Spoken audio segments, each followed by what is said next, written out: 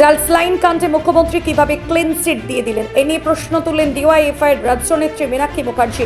বুধবার বিকালে আসানসোলের কুলটি নিয়ামতপুরে এক কর্মসূচিতে তিনি এই মন্তব্য করেছেন। প্রসঙ্গত, নিয়ামতপুর এলাকায় অসামাজিক কার্যকলাপের অভিযোগ তুলে নিয়ামতপুর পুলিশ ফাঁড়িতে ডেপুটেশন দিল সিপিএম। এই কর্মসূচিতে উপস্থিত ছিলেন ডিওয়াইএফআইয়ের রাজ্যনেত্রী মীনাক্ষী মুখার্জি, আসানসোল প্রাক্তন সিপিএম সাংসদ বংশগোপাল চৌধুরী সহ অন্যান্য নেতৃত্বরা। এদিন মীনাক্ষী মুখার্জি বলেন, জালসলাইন কাণ্ডে মুখ্যমন্ত্রী ক্লিন চিট দিয়ে দিলেন।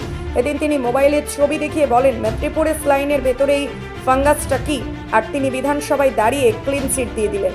বলুন না, চলবলপুর থেকে যে ফাঁড়িটা আছে সেখানকার হাইমাস লাইটের কোনো প্রয়োজন নেই। হাইমাস লাইট থাকলে পুলিশের 200 টাকা পকেটে ভরতে অসুবিধা হয় নাকি? তার জন্য হাইমাস লাইট নেই।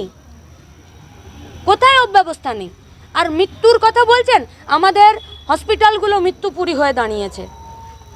বেকারদের জ্বালা যন্ত্রণাতে সুইসাইড প্রতিদিনের হয়ে গেছে। 26,000 চাকরি বাতিলের মুখে একজন সি গ্রুপ ডি গ্রুপের স্টাফ সে ফিরে হার্ট অ্যাটাক করে গেল লাস্ট শুনানির দিনে।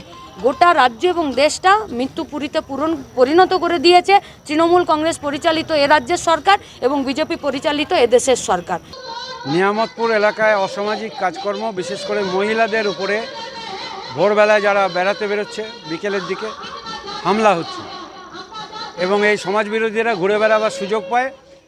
যেহেতু পুলিশের একটা পেট্রোলিংয়ের সিস্টেম আছে, পুলিশ এখন পেট্রোলিং করে না, পুলিশ সন্ধ্যের পরে গিয়ে বিভিন্ন জায়গায় ছাপ্পা মারে।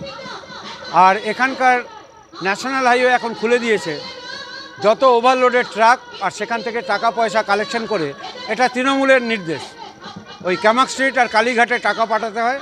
এর আগে সিবিআই হয়েছে, তার কোনো উত্তর হয়নি। সিবিআই এখানে একটা নিছক পুতুল। সিবিআই আসে, রেড করে, ঘর চলে যায়।